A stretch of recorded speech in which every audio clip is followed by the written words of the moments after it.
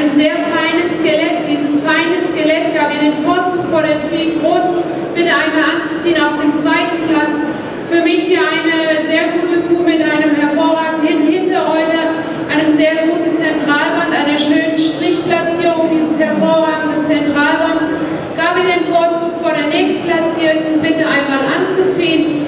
Eine sehr weiße Ferse, die mit extrem Typ überzeugen kann, sehr harmonisch ist. Diese Größe, diese Länge in ihrem Körper nahm sie als Vorzug vor der nächsten euterstarke Ferse auf dem vierten Platz. Bitte einmal anzuziehen. Hier eine sehr korrekte Ferse mit einem besseren Euter. Dieses gute Euter nahm sie im Aufzug, um sich vor die nächste zu platzieren. Hier eine Ferse, die mit einem guten Fundament, einer besseren Hinterbeinwinklung überzeugen kann und somit sich vor die nächstplatzierte einreiht. Einen herzlichen Dank an die Beschicker und einen großen Applaus für diese hervorragende erste Klasse. Vielen Dank.